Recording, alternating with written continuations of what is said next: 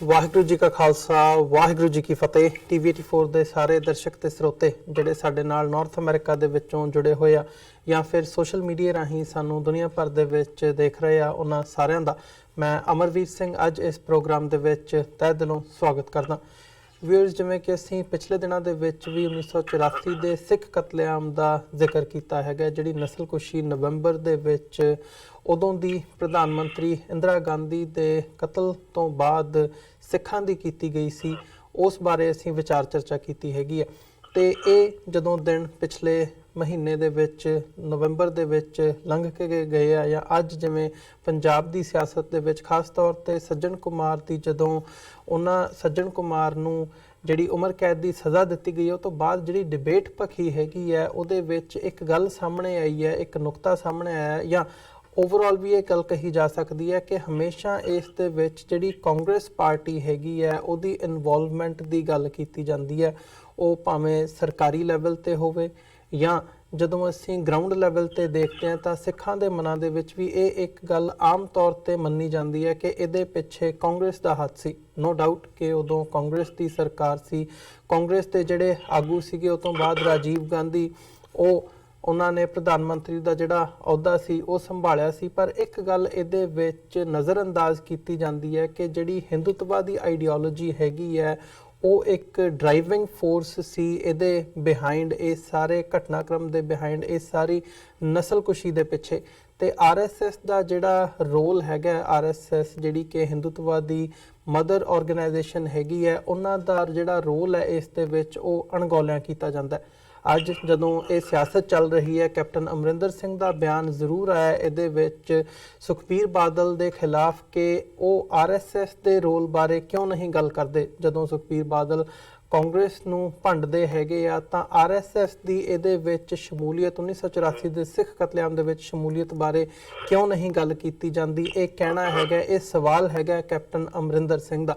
ਸੋ ਅਸੀਂ ਅੱਜ ਇਸ ਡਿਸਕਸ਼ਨ ਦੇ ਵਿੱਚ, ਇਸ ਵਿਚਾਰ ਚਰਚਾ ਦੇ ਵਿੱਚ ਜਾਣਨ ਦੀ ਕੋਸ਼ਿਸ਼ ਕਰਾਂਗੇ ਕਿ ਕੈਪਟਨ ਅਮਰਿੰਦਰ ਸਿੰਘ ਦਾ ਜਿਹੜਾ ਇਹ ਸਵਾਲ ਸੁਖਬੀਰ ਬਾਦਲ ਨੂੰ ਹੈ, ਇਹਦੀ ਜੜ ਜਾਂ ਇਹਦਾ ਪਿਛੋਕੜ ਕੀ ਹੈਗਾ, ਜਾਂ ਇਹ ਕਹਿ ਲਿਆ ਜਾਵੇ ਕਿ RSS ਕਿਸ ਹੱਦ ਤੱਕ ਸ਼ਾਮਲ ਸੀ ਸਿੱਖ ਨਸਲਕੁਸ਼ੀ ਦੇ ਵਿੱਚ, ਇਹਦੇ ਫੈਕਟਸ ਕੀ ਹੈਗੇ ਨੇ, ਰਿਐਲਿਟੀ ਕੀ ਹੈਗੀ ਹੈ ਤੇ ਇਹਦੀ ਬੈਕਗਰਾਊਂਡ ਕੀ ਹੈਗੀ ਹੈ।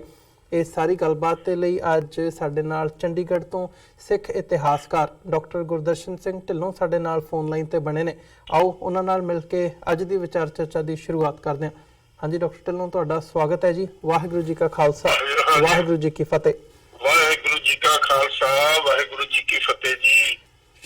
ਡਾਕਟਰ ਢਿੱਲੋਂ, ਸ਼ੁਰੂਆਤ ਕਰੀਏ ਜਿਵੇਂ ਕਿ ਇਹ ਸੱਜਣ ਕੁਮਾਰ ਦਾ ਜਿਹੜਾ ਉਹਨਾਂ ਸੱਜਣ ਕੁਮਾਰ ਨੂੰ ਉਮਰ ਕੈਦ ਦੇਣ ਦਾ ਫੈਸਲਾ ਆਇਆ ਹੈਗਾ, ਉਹ ਤੋਂ ਬਾਅਦ ਜਿਹੜੀ ਡਿਬੇਟ ਆਈ ਹੈਗੀ ਹੈ ਸਾਡੇ ਸਾਹਮਣੇ, ਜੇ ਗੱਲ ਕਰਨੀ ਹੋਵੇ 1984 ਦੇ ਸਿੱਖ ਕਤਲੇਆਮ ਦੇ ਵਿੱਚ RSS ਦੇ ਰੋਲ ਦੀ ਜਾਂ ਹਿੰਦੂਤਵਾ ਦੀ ਜਿਹੜੀ ਆਈਡੀਓਲੋਜੀ ਹੈਗੀ ਹੈ ਉਹਦੇ ਰੋਲ ਦੀ, ਤਾਂ ਇਹਦਾ ਮੈਂ ਥੋੜਾ ਜਿਹਾ ਤੁਹਾਡੇ ਕੋਲੋਂ ਬੈਕਗਰਾਉਂਡ ਤੇ ਪਿਛੋਕੜ ਜਾਣਨਾ ਚਾਹੂੰਗਾ ਕਿ ਕਿਵੇਂ ਇਹ ਇੱਕ ਡਰਾਈਵਿੰਗ ਫੋਰਸ ਸੀ।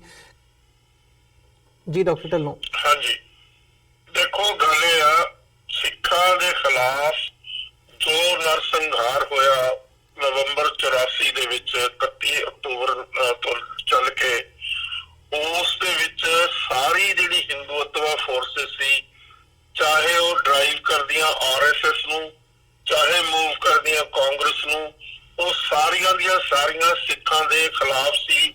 ਸਿੱਖਾਂ ਦੀ ਪਹਿਚਾਣ ਈਜ਼ੀਲੀ ਹੋ ਸਕਦੀ ਸੀ ਔਰ ਉਹਨਾਂ ਨੇ ਕੋਈ ਕਸਰ ਨਹੀਂ ਛੱਡੀ। ਕੋਈ ਇੱਕ 48 ਕੇਸਿਸ ਆ, 48 ਕੇਸਿਸ ਦਿੱਲੀ ਦੇ ਵਿੱਚ ਜਿਹੜੇ BJP ਤੇ RSS ਦੇ ਕਾਰਕੁਨਾਂ ਦੇ ਉੱਤੇ ਆ, ਜਿਨ੍ਹਾਂ ਦੀ ਸ਼ਮੂਲੀਅਤ ਸੀਗੀ ਨਰਸੰਹਾਰ ਦੇ ਵਿੱਚ, ਜੈਨੋਸਾਈਡ ਆਫ ਦੀ ਸਿੱਖਸ ਦੇ ਵਿੱਚ। ਤੋਂ ਇਸ ਕਰਕੇ ਕੋਈ ਆਪਣੇ ਆਪ ਨੂੰ ਇਹ ਕਹੇ ਇੱਕ ਦੂਜੇ ਦੇ ਉੱਤੇ ਦੁਸ਼ਮਣਬਾਜ਼ੀ ਚੱਲ ਰਹੀ ਹੈ। ਜਿਹੜੇ RSS BJP ਵਾਲੇ ਆ ਉਹ ਕਾਂਗਰਸ ਨੂੰ ਹੀ ਜ਼ਿੰਮੇਵਾਰ ਠਹਿਰਾ ਰਹੇ ਆ। ਕਾਂਗਰਸ ਜਿਹੜੀ ਆ ਉਹ ਆਪਣਾ ਪੱਲਾ ਝਾੜ ਕੇ ਇਹਨਾਂ ਦੇ ਉੱਤੇ ਵੀ ਦੁਸ਼ਮਣਬਾਜ਼ੀ ਲਾ ਰਹੀ ਆ। ਲੇਕਿਨ ਇਹ ਦੁਸ਼ਮਣਬਾਜ਼ੀ ਦੇ ਵਿੱਚ ਇਹ ਦੋਨੇ ਹੀ ਤਰ੍ਹਾਂ ਇਨਵੋਲਡ ਆ, ਆਪਣੇ ਆਪਣੇ ਢੰਗ ਨਾਲ, ਆਪਣੇ ਆਪਣੇ ਤਰੀਕੇ ਨਾਲ। ਮੈਂ ਇੱਕ ਇੱਥੇ ਐਵੀਡੈਂਸ ਦੇਣਾ ਚਾਹੁੰਦਾ, ਜਿਹੜਾ ਕਲੀਅਰ ਕੱਟ ਐਵੀਡੈਂਸ ਆ। 31 ਅਕਤੂਬਰ ਤੋਂ 4 ਨਵੰਬਰ 1984 ਤੱਕ ਜਿਹੜੇ ਵਾਜਪਾਈ BJP ਦਾ ਲੀਡਰ ਸੀ ਉਸ ਵੇਲੇ, ਉਹ ਆਪਣੀ ਮੱਛੀਆਂ ਖਾਂਦੇ, ਸ਼ਰਾਬ ਪੀਂਦੇ ਰਹੇ ਤੇ ਮੱਛੀਆਂ ਖਾਂਦੇ ਰਹੇ। ਜੀ ਉਹਨਾਂ ਦੀ ਕੋਠੀ ਦੇ ਬਾਹਰ ਇੱਕ ਟੈਕਸੀ ਸਟੈਂਡ ਸੀ ਜਿੱਥੇ ਸਿੱਖਾਂ ਦਾ ਕਤਲੋਗਾਰ ਹੋ ਰਿਹਾ ਸੀਗਾ। ਸਿੱਖਾਂ ਦੀਆਂ ਟੈਕਸੀਆਂ ਸਾੜੀਆਂ ਜਾ ਰਹੀਆਂ ਸੀ, ਸਿੱਖਾਂ ਦੀ ਪ੍ਰਾਪਰਟੀ ਲੁੱਟੀ ਜਾ ਰਹੀ ਸੀ। ਉਹ ਜੇ ਚਾਹੁੰਦੇ, ਕਿਉਂਕਿ ਉਹਨਾਂ ਦਾ ਕੱਦ ਤਾਂ ਬਹੁਤ ਵੱਡਾ ਸੀ ਬੀਜੇਪੀ ਦੇ ਵਿੱਚ, ਉਹ ਬਾਹਰ ਨਿਕਲ ਕੇ ਇੱਕ ਵਾਰੀ ਉੱਚੀ ਆਵਾਜ਼ ਦੇ ਵਿੱਚ ਇਹ ਕਹਿ ਦਿੰਦੇ ਵੀ ਕੋਈ ਖਬਰਦਾਰ ਜੇ ਕਿਸੇ ਨੇ ਕਿਸੇ ਸਿੱਖ ਨੂੰ ਹੱਥ ਲਾਇਆ ਤਾਂ ਇੱਕ ਵੀ ਸਿੱਖ ਦੇ ਉੱਤੇ ਕੋਈ ਕਿਸੇ ਕਿਸਮ ਦਾ ਦਾਅਵਾ ਨਹੀਂ ਸੀ ਬੋਲਿਆ ਜਾ ਸਕਦਾ, ਇੱਕ ਵੀ ਸਿੱਖ ਦਾ ਕਤਲ ਨਹੀਂ ਸੀ ਹੋ ਸਕਦਾ ਜੀ। ਇਸੇ ਤਰੀਕੇ ਨਾਲ ਸਿੱਖਾਂ ਦੇ ਉੱਤੇ ਜਦੋਂ ਇਹ ਸਾਰਾ ਕੁਝ ਹੋ ਰਿਹਾ ਸੀ, ਨਰਸੰਹਾਰ ਹੋ ਰਿਹਾ ਸੀ, ਉਹ ਚੰਦਰ ਸ਼ੇਖਰ ਕੋਲ ਗਏ। ਚੰਦਰ ਸ਼ੇਖਰ ਨੂੰ ਬੇਨਤੀ ਕੀਤੀ ਵੀ ਤੁਸੀਂ ਆਓ ਸਾਡੀ ਪ੍ਰੋਟੈਕਸ਼ਨ ਕਰੋ। ਚੰਦਰ ਸ਼ੇਖਰ ਨੇ ਕੋਰਾ ਜਵਾਬ ਦੇ ਦਿੱਤਾ ਵੀ ਮੈਂ ਕੋਈ ਵੀ ਐਸੀ ਹਰਕਤ ਨਹੀਂ ਕਰੂੰਗਾ ਜਿਸ ਦੇ ਨਾਲ prime minister Indira Gandhi commission ਖਰਾਬ ਹੋਵੇ, ਇਸ ਕਰਕੇ ਮੈਂ ਤੁਹਾਡੀ ਕਿਸੇ ਕਿਸਮ ਦੀ ਮਦਦ ਨਹੀਂ ਕਰ ਸਕਦਾ। ਇਹ ਚੀਜ਼ ਰਿਕਾਰਡਡ ਆ ਮੇਰੀ ਕਿਤਾਬ ਦੇ ਵਿੱਚ, ਇੰਡੀਆ ਕਮਿਊਨਿਸਟ ਸੋਸਾਇਟੀ ਦੀਆਂ ਸਾਰੀਆਂ ਡਿਟੇਲਸ ਦਿੱਤੀਆਂ ਹੋਈਆਂ ਜੀ। ਇੱਥੇ ਮੈਂ ਤੁਹਾਨੂੰ ਖਾਸ ਤੌਰ ਤੇ ਦੱਸਣਾ ਚਾਹੁੰਦਾ, ਇਹਨਾਂ ਰਿਪੋਰਟਾਂ ਬਹੁਤ ਹੀ ਮਸ਼ਹੂਰ ਰਿਪੋਰਟਾਂ ਔਰ ਬਹੁਤ ਹੀ ਐਮੀਨੈਂਟ ਬੰਦਿਆਂ ਦੀਆਂ ਲਿਖੀਆਂ ਹੋਈਆਂ। ਇੱਕ ਹੈਗੀ ਹੂ ਆਰ ਦਾ ਗਿਲਟੀ, ਜਿਹੜੀ 17 ਦਿਨ ਬਾਅਦ ਜਦੋਂ ਇਹ ਨਰਸੰਹਾਰ ਹੋਇਆ, ਜੈਨੋਸਾਈਡ ਹੋਇਆ, ਉਸ ਤੋਂ 17 ਦਿਨ ਤੋਂ ਬਾਅਦ ਛਪੀ ਉਹ ਹੂ ਆਰ ਦਾ ਗਿਲਟੀ ਜੀ। ਔਰ ਉਸ ਦੇ ਆਥਰ ਸੀਗੇ ਰਜਨੀ ਕੋਠਾਰੀ, ਜਿਹੜੇ ਕਿ ਦੁਨੀਆ ਦੇ ਬੱਲੇ ਮਸ਼ਹੂਰ ਹਿਊਮਨ ਰਾਈਟ ਐਕਟਿਵਿਸਟ ਸੀਗੇ ਔਰ ਉਸ ਤੋਂ ਇਲਾਵਾ ਉਹ ਪੋਲੀਟੀਕਲ ਸਾਇੰਟਿਸਟ ਸੀ ਵਰਲਡ ਲੈਵਲ ਦੇ। ਔਰ ਉਸ ਦੇ ਨਾਲ ਹੀ ਇੱਕ ਹੋਰ ਸੀ ਗੋਬਿੰਦਾ ਮੋਹਤੀ, ਔਰ ਲੀਡਿੰਗ ਹਿਊਮਨ ਰਾਈਟਸ ਐਕਟਿਵਿਸਟ ਸੀ, ਜਿਨ੍ਹਾਂ ਨੇ ਸਾਰੀ ਚੀਜ਼ ਨੂੰ ਇਨਵੈਸਟੀਗੇਟ ਕਰਕੇ ਸਾਰੇ ਮੈਸੇਕਰ ਦਿੱਲੀ ਦੇ ਵਿੱਚ ਜੋ ਹੋਇਆ ਉਸ ਨੂੰ ਲੰਘਾ ਕੀਤਾ ਔਰ ਉਸ ਦੇ ਵਿੱਚ ਸਾਰੇ ਬੰਦਿਆਂ ਦੇ ਜਿਹੜੇ ਇਨਵੋਲਵਡ ਸੀ ਡਾਇਰੈਕਟਲੀ ਇਨਡਾਇਰੈਕਟਲੀ ਉਹਨਾਂ ਦੇ ਨਾਂ ਦਿੱਤੇ ਹੋਏ ਆ ਜੀ। ਇਸੇ ਕਿਸਮ ਦੀ ਦੂਸਰੀ ਬਹੁਤ ਇੰਪੋਰਟੈਂਟ ਰਿਪੋਰਟ ਹੈਗੀ ਆ ਜਿਹੜੀ ਕਿ ਮਤਲਬ SM ਸੀਕਰੀ ਸਾਹਿਬ ਨੇ ਲਿਖੀ, ਜਿਹੜੇ farmer chief justice of India ਸੀਗੇ ਜੀ। ਔਰ ਉਹ ਕਿਤਾਬ ਦਾ ਹੈਡਿੰਗ ਹੈ Delhi 31 October to 4 November 1984 report of the citizens commission.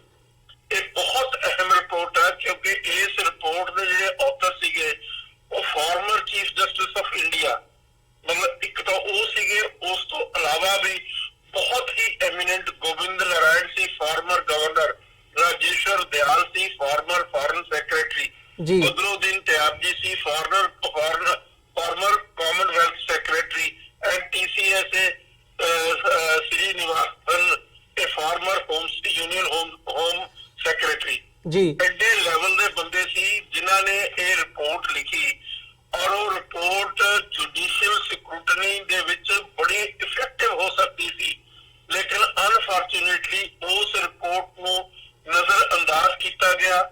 Who are the guilty ਉਸ ਨੂੰ ਨਜ਼ਰ ਅੰਦਾਜ਼ ਕੀਤਾ ਗਿਆ। ਇਸੇ ਕਿਸਮ ਦੀ ਤੀਸਰੀ ਇੱਕ ਰਿਪੋਰਟ ਆ ਬੜੀ ਟਰੁਥ ਅਬਾਊਟ ਡੇਲੀ ਵਾਇਲੈਂਸ ਜੀ, ਉਹ ਵੀ ਲਿਖੇਗੀ prepared and published on behalf of the CFD, Citizens for Democracy ਇੱਕ ਆਰਗੇਨਾਈਜੇਸ਼ਨ ਸੀ ਜਿਨ੍ਹਾਂ ਨੇ ਇਹ ਰਿਪੋਰਟ ਲਿਖੀ ਸੀ। ਇਹ ਤਿੰਨੇ ਰਿਪੋਰਟਾਂ ਚਸ਼ਮਦੀਦ ਗਵਾਹ ਜਿਨ੍ਹਾਂ ਨੇ ਦੇਖਿਆ ਨਰਸੰਹਾਰ ਸਿੱਖਾਂ ਦਾ ਹੁੰਦਾ ਦਿੱਲੀ ਦੇ ਵਿੱਚ, ਉਹਨਾਂ ਨੇ ਆਪਣੀ ਅੱਖੀ ਦਿੱਤੇ ਹਾਲਾਤ ਜਿਹੜੇ ਇਹਨਾਂ ਰਿਪੋਰਟਾਂ ਦੇ ਵਿੱਚ ਲਿਖੇ ਹੋਏ ਆ ਔਰ ਜਿਹੜੇ ਕਰਾ ਰਹੇ ਸੀ ਜਾਂ ਕਰ ਰਹੇ ਸੀ ਉਹਨਾਂ ਦੇ ਨਾਂ ਵੀ ਲਿਖੇ ਹੋਏ ਜੀ। ਤੋਂ ਇਸ ਕਰਕੇ ਕੋਈ ਚੀਜ਼ ਕਿਸੇ ਤੋਂ ਲੁਕੀ ਛੁਪੀ ਨਹੀਂ ਸੀ, ਪਰ ਖਾਮਖਾ, ਔਰ ਇਹਦੇ ਵਿੱਚ ਮੈਂ ਇੱਥੇ ਖਾਸ ਤੌਰ ਤੇ ਤੁਹਾਨੂੰ ਦੱਸਣਾ ਚਾਹੁੰਦਾ ਅਕਾਲੀਆਂ ਦਾ ਰੋਲ ਵੀ। ਜਿਹੜਾ ਇਹ ਸਭ ਕੁਝ ਹੋਇਆ ਹੋਣ ਤੋਂ ਬਾਅਦ ਜਦੋਂ ਰਾਜੀਵ ਲੌਂਗੋਵਾਲ ਅਕਾਰਡ ਲਿਖਿਆ ਗਿਆ ਉਸ ਦੇ ਵਿੱਚ ਸਿੱਧੇ ਤੌਰ ਦੇ ਉੱਤੇ ਇਹ ਗੱਲ ਲਿਖੀ ਗਈ ਕਿ ਇਹ ਸਾਰੀ ਚੀਜ਼ ਦੀ ਇਨਕੁਆਇਰੀ ਹੋਏਗੀ ਰੰਗਾਨਾਥਨ ਮਿਸ਼ਰਾ ਕਮਿਸ਼ਨ ਦੇ ਰਾਹੀਂ ਜੀ। ਜਿਹੜਾ ਇਹ ਕਮਿਸ਼ਨ ਸੀ ਇਹ ਰਾਜੀਵ ਲੌਂਗੋਵਾਲ ਅਕਾਰਡ ਤੋਂ ਪਹਿਲਾਂ ਹੀ ਚੱਲ ਰਿਹਾ ਸੀ। ਇਹਦੇ ਵਿੱਚ ਸਿਰਫ ਪੁਆਇੰਟਸ ਆਫ ਰੈਫਰੈਂਸ ਸੀ to inquire not to punish ਜੀ। ਤੋਂ ਇਸ ਦੇ ਵਿੱਚ ਜਿਹੜੇ ਅਕਾਲੀ ਲੀਡਰ ਸੀ, ਚਾਹੇ ਲੌਂਗੋਵਾਲ ਸੀ, ਚਾਹੇ ਬਰਨਾਲਾ ਸੀ, ਚਾਹੇ ਬਲਵੰਤ ਸਿੰਘ ਸੀ, ਚਾਹੇ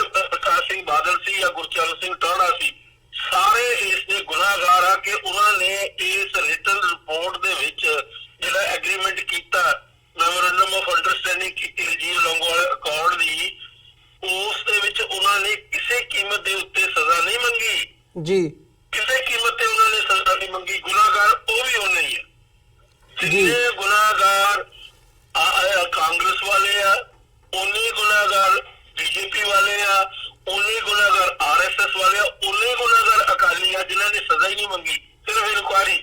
ਫਿਰ ਜਦੋਂ ਰੌਲਾ ਪਿਆ ਵੀ ਤੁਸੀਂ ਕਾਨਪੁਰ ਤੇ ਬੁਖਾਰੋ ਦਾ ਨਾਂ ਨਹੀਂ ਲਿਆ, ਉਹਨਾਂ ਨੇ ਕਾਨਪੁਰ ਤੇ ਬੁਖਾਰੋ ਐਡ ਕਰ ਲਈ ਜੀ। ਜਦ ਕਿ ਹਰ ਸੂਬੇ ਵਿੱਚ ਵੈਸਟ ਬੰਗਾਲ ਤੋਂ ਸਵਾਏ ਵੈਸਟ ਬੰਗਾਲ ਤੋਂ ਬਾਕੀ ਹਿੰਦੁਸਤਾਨ ਦੇ ਸਾਰੇ ਸੂਬੇ 'ਚ, ਸਾਰੇ ਕੋਨਿਆਂ ਦੇ ਵਿੱਚ, ਸਾਰੇ ਸ਼ਹਿਰਾਂ ਦੇ ਵਿੱਚ, ਸਾਰੇ ਕਸਬਿਆਂ ਦੇ ਵਿੱਚ ਸਿੱਖਾਂ ਦਾ ਨਰਸੰਹਾਰ ਹੋਇਆ। ਬੱਸਾਂ ਦੇ ਵਿੱਚ ਹੋਇਆ, ਗੱਡੀਆਂ ਵਿੱਚ ਆਉਂਦਿਆਂ ਦਾ ਹੋਇਆ। ਉਹ ਕੋਈ ਵੀ ਕਿਸੇ ਕਿਸਮ ਦੀ ਇਸ ਟਰਮਸ ਆਫ ਰੈਫਰੈਂਸ ਦੇ ਰਾਜੀਵ ਲੌਂਗੋਵਾਲ ਅਕੋਰਡ ਦੇ ਵਿੱਚ ਨਹੀਂ ਪਾਇਆ ਜੀ। ਇਸ ਗੱਲ ਤੋਂ ਸਬੂਤ ਹੈ ਕਿ ਜਿਹੜੀ ਅਕਾਲੀ ਲੀਡਰਸ਼ਿਪ ਵੀ ਸੀ, ਰਾਜੀਵ ਜਿਹੜਾ ਲੌਂਗੋਵਾਲ ਸੀ, ਉਹ ਬਹੁਤ ਗੁਨਾਹਗਾਰ ਇਨਸਾਨ ਆ ਜਿਸਨੇ ਇਸ ਗੱਲ ਦੀ ਇਹਨਾਂ ਗੁਨਾਹਾਂ ਦੇ ਪਿੱਛੇ ਜਿਹੜੇ ਲੋਕ ਸੀ ਉਹਨਾਂ ਲਈ ਸਜ਼ਾ ਹੀ ਨਹੀਂ ਮੰਗੀ ਟਰਮਸ ਆਫ ਰੈਫਰੈਂਸ ਤੇ ਰਾਜੀਵ ਲੌਂਗੋਵਾਲ ਅਕੋਰਡ ਦੇ ਵਿੱਚ। ਤਾਂ ਅਸੀਂ ਕਿਸ ਨੂੰ ਕਹੀਏ ਕੌਣ ਸਾਡਾ ਆਪਣਾ, ਕੌਣ ਸਾਡਾ ਬਿਗਾਨਾ ਜੀ। ਡਾਕਟਰ ਸਾਹਿਬ ਜਿਵੇਂ ਤੁਸੀਂ ਸਾਡੇ ਬਿਗਾਨੇ ਆ। ਜਿਵੇਂ ਤੁਸੀਂ 48 ਕੇਸਿਸ ਦੀ ਗੱਲ ਕੀਤੀ ਹੈ ਵੀ ਦਿੱਲੀ ਦੇ ਵਿੱਚ 48 ਕੇਸਿਸ ਹੈਗੇ ਆ, ਬੀਜੇਪੀ ਤੇ ਆਰਐਸਐਸ ਦੇ ਜਿਹੜੇ ਕਾਰਕੁਨ ਨੇ ਉਹਨਾਂ ਦੇ ਉੱਤੇ ਰਜਿਸਟਰਡ ਨੇ 1984 ਦੇ ਸਿੱਖ ਕਤਲੇਆਮ ਦੇ ਨਾਲ ਸੰਬੰਧਿਤ। ਤੇ ਜਿਹੜੀਆਂ ਤੁਸੀਂ ਤਿੰਨ ਰਿਪੋਰਟਸ ਦਾ ਜ਼ਿਕਰ ਕੀਤਾ ਹੈਗਾ, ਹੂ ਆਰ ਦ ਗਿਲਟੀ, ਤੇ ਬਾਕੀ ਜਿਹੜੀਆਂ 3 ਰਿਪੋਰਟਸ ਨੇ, ਕੀ ਇਹਨਾਂ ਦੇ ਵਿੱਚ ਵੀ ਇਸ ਗੱਲ ਦਾ ਮੈਂਸ਼ਨ ਹੈਗਾ ਜਾਂ ਇਹ ਗੱਲ ਦੱਸੀ ਗਈ ਹੈ, ਇਹ ਗੱਲ ਸਾਹਮਣੇ ਆਉਂਦੀ ਹੈ ਕਿ ਇਸ ਕਤਲੇਆਮ ਦੇ ਵਿੱਚ ਆਰਐਸਐਸ ਤੇ ਬੀਜੇਪੀ ਦੀ ਸਿੱਧੀ ਸ਼ਮੂਲੀਅਤ ਸੀ? ਹਾਂਜੀ, ਉਹਦਾ ਵੀ ਰੈਫਰੈਂਸ ਆਉਂਦਾ, 9 ਆਉਂਦੇ ਆ ਸਾਰੇ 9 ਆਉਂਦੇ ਆ, ਕਮਲਨਾਥ ਦਾ 9 ਆਉਂਦਾ। ਤੇ ਹੁਣ ਤਰਾਸਦੀ ਆ ਵੀ ਇਹ ਸਾਰੇ 9 ਜਿੰਨੇ ਵੀ ਬੰਦੇ ਸੀ ਇਨਵੋਲਵਡ, ਉਹਨਾਂ ਦੇ 9 ਆਉਂਦੇ ਸਿੱਧੇ ਤੌਰ ਤੇ। ਰਾਜੀਵ ਦਾ ਆਪਣਾ 9 ਵੀ ਆਉਂਦਾ। ਤੋ ਇਹ ਸਾਰੀਆਂ ਚੀਜ਼ਾਂ ਜਿਹੜੀਆਂ ਉਸ ਕਹੀ ਵੀ ਜਦੋਂ ਬੜਾ ਦਰਖਤ ਗਿਰਦਾ ਤਾਂ ਧਰਤੀ ਹਿੱਲਦੀ ਆ, ਇਸ ਗੱਲ ਦਾ ਵੀ ਰੈਫਰੈਂਸ ਇਹਨਾਂ ਰਿਪੋਰਟਾਂ ਦੇ ਵਿੱਚ ਸਿੱਧੇ ਤੌਰ ਦੇ ਉੱਤੇ ਆਉਂਦਾ ਜੀ। ਉਹ ਬੰਦਿਆਂ ਦੇ ਬਹੁਤ ਵੱਡੇ ਲੈਵਲ ਸੀ, ਬਹੁਤ ਵੱਡੀ ਉਹਨਾਂ ਦੀ ਇੰਟੈਗ੍ਰਿਟੀ ਸੀ, ਔਰ ਉਹਨਾਂ ਨੇ ਆਪਣੇ ਮਤਲਬ ਇਮਾਨਦਾਰੀ ਦੇ ਨਾਲ ਆਪਣੇ ਮਨ ਦੀ ਕੌਨਸ਼ੀਅਸ ਦੇ ਮੁਤਾਬਕ ਇਹ ਰਿਪੋਰਟਾਂ ਲਿਖੀਆਂ ਹੋਈਆਂ, ਪਰ ਬਦਕਿਸਮਤੀ ਇਹ ਰਿਪੋਰਟਾਂ ਨੂੰ ਕਿਸੇ ਨੇ ਅਕਾਊਂਟ 'ਚ ਨਹੀਂ ਲਿਆ ਜੀ। ਸਾਡੇ ਜਿਹੜੇ ਲੀਡਰ ਸੀ ਉਹ ਵੀ ਬੇਈਮਾਨ, ਉਹਨਾਂ ਨੇ ਮਤਲਬ ਸਜ਼ਾ ਹੀ ਨਹੀਂ ਮੰਗੀ, ਉਹਨਾਂ ਨੇ ਸਜ਼ਾ ਹੀ ਨਹੀਂ ਮੰਗੀਆਂ। ਤੋ ਇਹ ਕਿਸ ਨੂੰ ਕਹੀਏ ਸਾਡਾ ਕੌਣ ਦੋਸਤ ਆ, ਸਾਡਾ ਕੌਣ ਦੁਸ਼ਮਣ ਆ? ਸਾਰੇ ਸਾਡੇ ਦੁਸ਼ਮਣ ਆ, ਸਾਡੇ ਆਪਣੇ ਵੀ ਦੁਸ਼ਮਣ ਆ ਜੀ।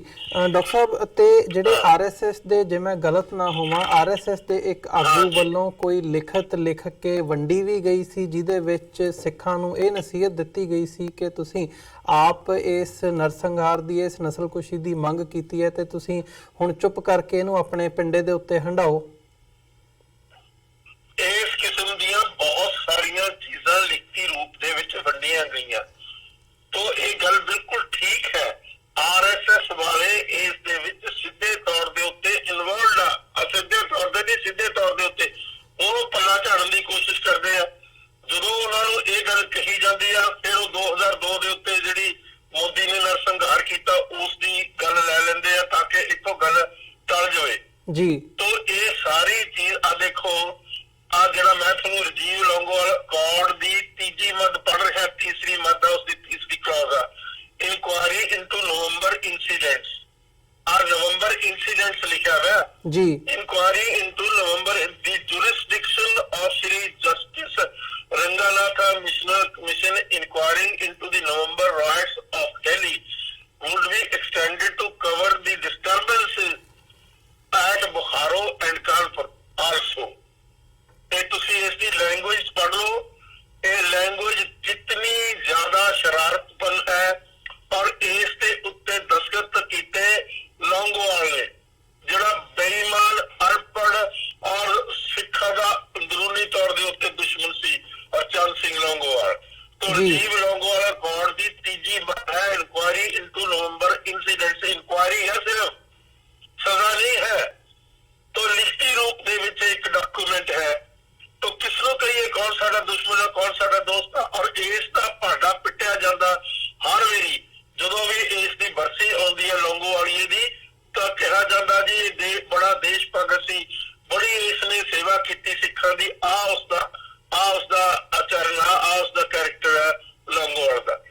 ਜਿੱਥੇ ਅਸੀਂ ਦੁਸ਼ਮਣਾਂ ਨੂੰ ਪੜਦੇ ਆ, ਸਾਡੇ ਆਪਣਿਆਂ ਨੇ ਕੀ ਕੀਤੀ, ਉਹ ਲਿਖਤੀ ਰੂਪ ਦੇ ਵਿੱਚ ਉਹਨਾਂ ਨੇ ਬੇਈਮਾਨੀ ਕੀਤੀ।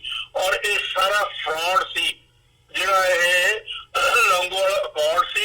It was a big fraud from every point of view. ਹਰ ਗੱਲ ਤੋਂ ਸਿਰਫ ਤੇ ਸਿਰਫ ਸਾਰਾ ਜਿਹੜੇ ਸਾਡੇ ਤੇ ਗੁਨਾਹ ਹੋਏ ਆ, ਸਾਡੇ ਤੇ ਜ਼ੁਲਮੋ ਸਿਤਮ ਹੋਇਆ, ਸਾਡੇ ਨਾਲ ਅਤਿਆਚਾਰ ਹੋਇਆ, ਸਾਡਾ ਖੂਨ ਖਰਾਬਾ ਹੋਇਆ, ਉਸ ਦੇ ਉੱਤੇ ਵਾਈਟ ਵਾਸ਼ ਸੀਗੀ ਲੌਂਗੋਵਾਲ ਅਕੋਰਡ।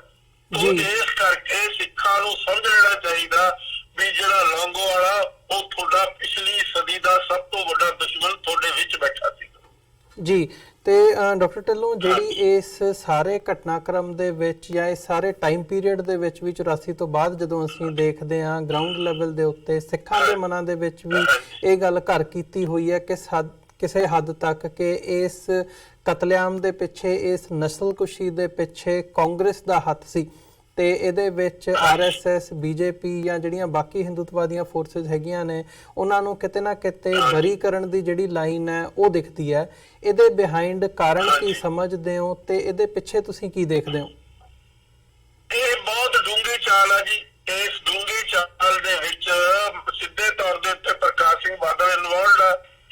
ਅੱਜ ਵੀ ਪਹਿਲਾਂ ਇੱਕ ਡਿਬੇਟ ਚੱਲ ਰਹੀ ਆ ਕਿ ਕੌਣ ਜ਼ਿੰਮੇਵਾਰ ਹੈ। ਜਿਹੜਾ ਅਮਰਿੰਦਰ ਸਿੰਘ ਆ ਉਸਨੇ ਕਿਹਾ ਆਪਣਾ ਪੱਲਾ ਝਾੜਨ ਦੇ ਲਈ, ਕਾਂਗਰਸ ਨੂੰ ਬਚਾਉਣ ਦੇ ਲਈ ਉਸਨੇ ਕਿਹਾ ਵੀ ਸੁਖਵੀਰ ਬਾਦਲ ਇਹ ਦੱਸੇ ਵੀ RSS ਦਾ ਵਿੱਚ ਉਸਦੇ ਰੋਲ ਸੀ। ਰੋਲ ਤਾਂ ਸਾਰਿਆਂ ਦਾ ਸੀ ਜੀ। ਸੁਖਵੀਰ ਬਾਦਲ ਦੇ ਬਾਪ ਦਾ ਵੀ ਰੋਲ ਸੀ। ਜਿਸ ਬੰਦੇ ਜਿਹੜੇ ਪਿੱਛੇ ਰਾਜੀਵ ਲੌਂਗੋਵਾਲ ਅਕੋਰਡ ਦੇ ਪਿੱਛੇ ਖੜੇ ਸੀ, ਤਾਂ ਉਸੇ ਤਰੀਕੇ ਦੇ ਨਾਲ RSS ਤੇ ਉਸ ਵੇਲੇ ਦੀ BJP ਦਾ ਕਸੂਰ ਸੀ। ਉਸੇ ਤਰੀਕੇ ਦੇ ਨਾਲ ਮਤਲਬ ਕਾਂਗਰਸ ਦਾ ਤਾਂ ਸਿੱਧੇ ਤੌਰ ਦੇ ਉੱਤੇ ਸੀ ਸੀ। ਇਹ ਸਾਰੀ ਚੀਜ਼ ਜਿਹੜੀ ਸੀ ਇੱਕ ਬਹੁਤ ਬੜਾ ਸਿੱਖਾਂ ਨੂੰ ਸਬਕ ਦੇਣ ਦੀ ਗੱਲ ਸੀ ਕਿ ਸਿੱਖਾਂ ਨੂੰ ਐਸਾ ਸਬਕ ਸਿਖਾ ਦਿਓ ਕਿ ਉਹ ਹਮੇਸ਼ਾ ਲਈ ਉੱਠ ਹੀ ਨਾ ਸਕਣ। ਤੋ ਇਹ ਸਾਰੀ ਦੀ ਸਾਰੀ ਜਿਹੜੀ ਬਹੁਤ ਵੱਡਾ ਛੜਯੰਤਰ ਆ। ਔਰ ਇਹਦੇ ਵਿੱਚ ਸੁਰਜੀਤ ਸਿੰਘ ਬਰਨਾਲਾ, ਬਲਵੰਤ ਸਿੰਘ, ਪ੍ਰਕਾਸ਼ ਸਿੰਘ ਬਾਦਲ, ਗੁਰਚਰਨ ਸਿੰਘ ਟੌੜਾ ਸਾਰੇ ਹੀ ਇਸ ਗੱਲ ਦੇ ਗੁਨਾਹਗਾਰ ਆ। ਕੋਈ ਇਸ ਗੁਨਾਹ ਤੋਂ ਬਚ ਨਹੀਂ ਸਕਦਾ ਜੀ। ਤੇ ਇਹ ਹੁਣ ਇੱਥੇ ਦੇਖੋ ਜੀ, ਇੱਕ ਮੈਂ ਤੁਹਾਨੂੰ ਤੁਹਾਡੇ ਰਾਹੀਂ ਤੁਹਾਡੇ ਸਰੋਤਿਆਂ ਨੂੰ ਦੱਸਣੀ ਚਾਹੁੰਦਾ 6 ਦਸੰਬਰ ਨੂੰ ਇੱਕ ਬਹੁਤ ਹੀ ਖੂਬਸੂਰਤ ਆਰਟੀਕਲ ਲਿਖਿਆ ਰਾਹੁਲ ਬੇਦੀ ਆ। ਉਸਨੇ 6 ਦਸੰਬਰ 2018 ਦੇ ਟ੍ਰਿਬਿਊਨ ਦੇ ਵਿੱਚ ਲੀਡਿੰਗ ਆਰਟੀਕਲ ਆ why slow delivery of justice dims hope of 1984-86 riots closure. ਉਹਨੇ ਰਾਇਟਸ ਲਿਖਿਆ ਅਨਫੋਰਚੂਨੇਟਲੀ ਜੀ। ਉਹਦੇ ਵਿੱਚ ਉਹ ਰਾਹੁਲ ਬੇਦੀ ਜਦੋਂ ਇਹ ਸਾਰਾ ਨਰਸੰਹਾਰ ਹੋ ਰਿਹਾ ਸੀ ਸਿੱਖਾਂ ਦਾ ਦਿੱਲੀ ਦੇ ਵਿੱਚ, ਉੱਥੇ ਉਹ ਪ੍ਰੈਜ਼ੈਂਟ ਸੀ। ਉਹ ਜਦੋਂ ਉਹਨੂੰ ਟੈਲੀਫੋਨ ਗਏ, ਉਹ ਇੱਕ ਜਗ੍ਹਾ ਦੇ ਉੱਤੇ ਜਾਂਦਾ, ਇੱਕ ਕਾਲੋਨੀ ਦੇ ਵਿੱਚ, ਜਿੱਥੇ ਉਹ ਜਾ ਕੇ ਦੇਖਦਾ ਕਿ ਇੱਕ ਘਰ ਦੇ ਸਾਰੇ ਜੀ ਮਾਰ ਦਿੱਤੇ, ਸਿਰਫ ਇੱਕ ਬੱਚਾ 3 ਸਾਲ ਦਾ ਬਚਿਆ। ਉਹ ਬੱਚਾ ਆਪਣਾ ਘਰ ਵਿੱਚ ਵੜਨ ਦੀ ਕੋਸ਼ਿਸ਼ ਕਰ ਰਿਹਾ, ਪਰ ਘਰ ਦੇ ਨੀਚੇ ਉਸਦੇ ਪੈਰ ਫਰਸ਼ ਤੇ ਨਹੀਂ ਲੱਗ ਰਹੇ, ਲਾਸ਼ਾਂ ਤੇ ਤੁਰਿਆ ਜਾ ਰਿਹਾ ਆਪਣੇ ਭਰਾਵਾਂ ਦੇ, ਤਾਇਆ ਚਾਚਿਆਂ ਦੇ, ਮਾਮਿਆਂ ਦੇ, ਬਜ਼ੁਰਗਾਂ ਦੇ, ਮਾਂ ਪਿਓ ਦੀਆਂ ਲਾਸ਼ਾਂ ਦੇ ਉੱਤੇ। ਔਰ ਉਸ ਦੀਆਂ ਲਾਸ਼ਾਂ ਜਿਹੜੀਆਂ ਗੋਡਿਆਂ ਤੱਕ ਆ ਰਹੀਆਂ। ਇਹ ਉਸ ਬੰਦੇ ਨੇ ਚਸ਼ਮਦੀਦ ਗਵਾਹ ਰਾਹੁਲ ਬੇਦੀ ਜਿਸਨੇ ਇਹ ਚੀਜ਼ ਆਰਟੀਕਲ ਦੇ ਵਿੱਚ ਲਿਖੀ ਹੈ। ਕਿੱਡੀ ਦਰਦਨਾਕ, ਕਿੱਡੀ ਦੁਖਦਾਈ ਗੱਲ ਹੈ ਕਿ ਬੱਚਾ ਆਪਣਾ ਘਰੇ ਨਹੀਂ ਪਛਾਣ ਸਕੇ ਕਿਉਂਕਿ ਨੀਚੇ ਲਾਸ਼ਾਂ ਪਈਆਂ, ਫਰਸ਼ ਤਾਂ ਕਿਤੇ ਦਿਖਾਈ ਨਹੀਂ ਦੇ ਰਿਹਾ। ਇਸੇ ਤਰੀਕੇ ਦੀ ਇੱਕ ਹੋਰ ਘਟਨਾ ਦਾ ਉਹ ਵਰਣਨ ਕਰਦਾ ਆਪਣੇ ਆਰਟੀਕਲ ਦੇ ਵਿੱਚ ਕਿ ਮੈਂ ਇੱਕ ਜਗ੍ਹਾ ਜਾਣਾ ਜਿੱਥੇ ਇੱਕ ਸਿਰਫ ਬੁੱਢੀ ਬੱਚੀ ਆ, ਬਾਕੀ ਉਸਦੇ ਸਾਰੇ ਟੱਬਰ ਦੇ ਜੀ ਮਾਰ ਦਿੱਤੇ। ਤਾਂ ਉਹ ਜਿਹੜੀ ਵਿਚਾਰੀ ਬੁੱਢੀ ਆ ਉਹ ਕੀ ਕਰ ਰਹੀ ਆ, ਉਸਦੇ ਕੋਲ ਇੱਕ ਬੱਚਾ 1.5 ਸਾਲ ਦਾ। ਉਹ ਇਹ ਜਰਨਲਿਸਟ ਜਦੋਂ ਜਾਂਦੇ ਆ ਉਹਨਾਂ ਨੂੰ ਕਹਿੰਦੀ ਆ ਇਹਨੂੰ ਲੈ ਜਾਓ ਬੱਚੇ ਨੂੰ, ਮੈਂ ਤਾਂ ਇਸ ਨੂੰ ਪਾਲ ਵੀ ਨਹੀਂ ਸਕਦੀ। ਆਲੇ ਦੁਆਲੇ ਚਾਰੇ ਪਾਸੇ ਲਾਸ਼ਾਂ ਪਈਆਂ, ਕਿਤੇ ਬਾਹਾਂ ਵੱਡੀਆਂ ਪਈਆਂ, ਕਿਤੇ ਗਰਦਨਾਂ ਵੱਡੀਆਂ ਪਈਆਂ, ਕਿਤੇ ਲੱਤਾਂ ਵੱਡੀਆਂ ਪਈਆਂ। ਤੋ ਇਸ ਕਿਸਮ ਦਾ ਜ਼ੁਲਮ ਸਿਤਮ ਜਿਸ ਨੂੰ ਜ਼ੁਬਾਨ ਬਿਆਨ ਨਹੀਂ ਕਰ ਸਕਦੀ, ਕਲਮ ਲਿਖ ਨਹੀਂ ਸਕਦੀ, ਔਰ ਦਿਲ ਦੇ ਵਿੱਚ ਜੇ ਤੁਸੀਂ ਉਸ ਨੂੰ ਸੋਚਦੇ ਹੋ ਔਰ ਅੱਖਾਂ 'ਚ ਤੁਸੀਂ ਇਮੇਜਿਨ ਕਰਨ ਦੀ ਕੋਸ਼ਿਸ਼ ਕਰਦੇ ਹੋ ਤਾਂ ਅੱਖਾਂ ਵਿੱਚੋਂ ਆਂਸੂ ਹੀ ਨਿਕਲ ਸਕਦੇ ਔਰ ਕੁਝ ਨਿਕਲ ਹੀ ਨਹੀਂ ਸਕਦਾ ਜੀ। ਕਿਹੜੀ ਸਜ਼ਾ ਦਿੱਤੀ ਹੈ ਇਸ ਨੂੰ? ਕੋਈ ਸਜ਼ਾ ਨਹੀਂ ਹੈ। 34 ਸਾਲ ਪਹਿਲਾਂ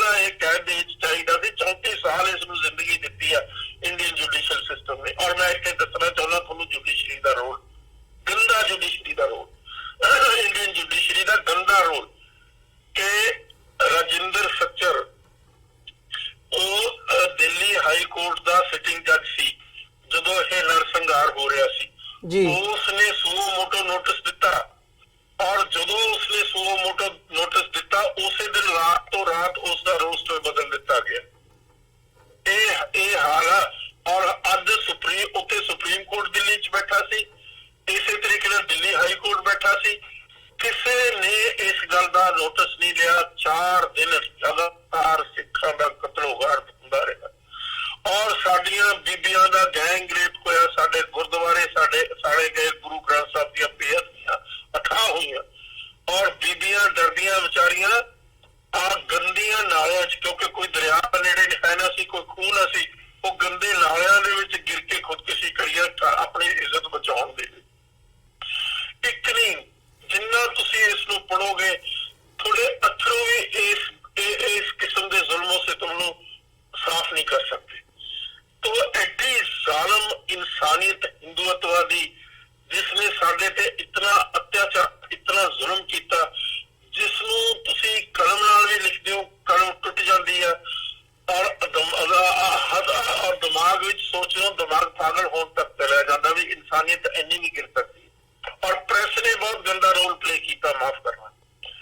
प्रेस वालियां ने खास तौर पे गिरीलाल जैन टाइम्स ऑफ इंडिया का एडिटर सी, उसने इतना बेहुदा इतना कमीना इतना घटिया रोल और दूरदर्शन सारा गवर्नमेंट का कंट्रोल सी जी। और इस किस्म दियां खबरां छापियां गईयां भी सिखां ने ਜਿਹੜੀਆਂ ਵਾਟਰ ਟੈਂਕਸ ਆ ਉਸ ਦੇ ਵਿੱਚ ਜ਼ਹਿਰ ਪਾ ਦਿੱਤੀ ਹੈ ਦਿੱਲੀ ਦੇ ਵਿੱਚ ਔਰ ਗੱਡੀਆਂ ਹਿੰਦੂਆਂ ਦੀਆਂ ਲਾਸ਼ਾਂ ਭਰੀਆਂ ਹੋਈਆਂ ਪੰਜਾਬ ਤੋਂ ਆ ਰਹੀਆਂ।